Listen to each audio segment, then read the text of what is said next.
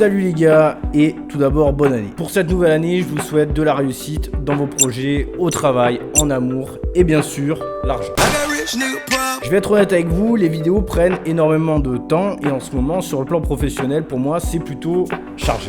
On va donc reprendre cette année tranquillement et je vais vous expliquer comment réaliser un preset de synthé type lead qui sonne comme un Moog, donc un son plutôt chaleureux, plutôt doux, plutôt suave.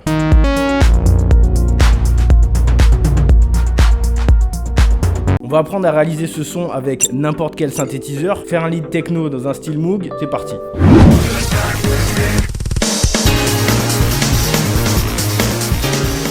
Alors ce fameux lead, qu'est-ce que c'est? Eh ben c'est tout simplement deux oscillateurs, So, donc en dents de scie, sur la même octave. La différence sera qu'un des deux oscillateurs sera 7 demi-tons au-dessus du premier, 7 semi-tone. Aujourd'hui, sur n'importe quel synthétiseur moderne, on a un paramètre prévu à cet effet. On prend un premier oscillateur de type dents de scie, on en met un second sur le même octave et on va ajouter 7 demi-tons.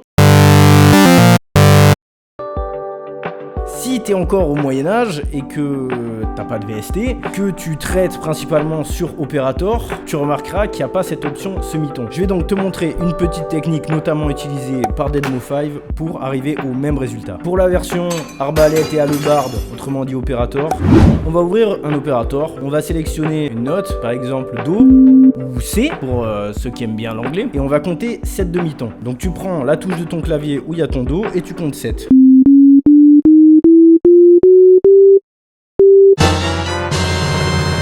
En théorie, si tu sais compter jusqu'à 7, normalement, tu vas tomber sur le Sol ou le G. Donc tu mets ton premier oscillateur en So.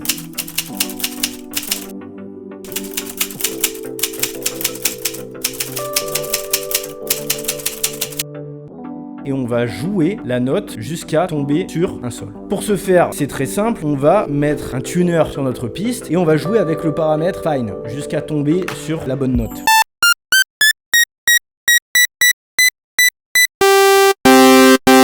Et voilà, c'est magnifique. Avec ce trick, tu es officiellement plus compétent que l'ensemble du gouvernement français, tout secteur confondu. Maintenant qu'on a réussi à avoir ce grain si recherché, on va voir qu'est-ce qu'on peut faire avec et qu'est-ce qu'il vaut mieux éviter.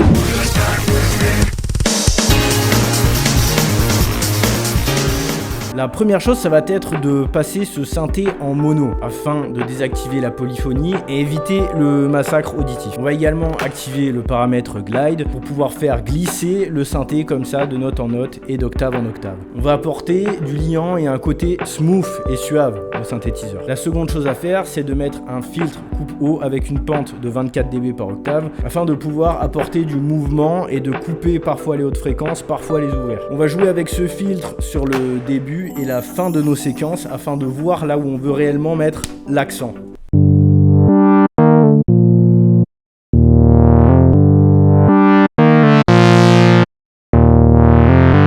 Pour donner un peu de cuisse à notre synthé, on va appliquer la chaîne suivante. Vous commencez à la connaître si vous regardez mes vidéos. C'est généralement la même chose. Un saturateur harmonique pour épaissir le son, un EQ pour dégraisser un peu le bas du spectre, un compresseur pour tenir les hautes fréquences qui s'excitent trop. Pour finir, une reverb et un délai en auxiliaire de préférence pour pouvoir lui donner de la dimension et sa place dans le champ stéréophonique.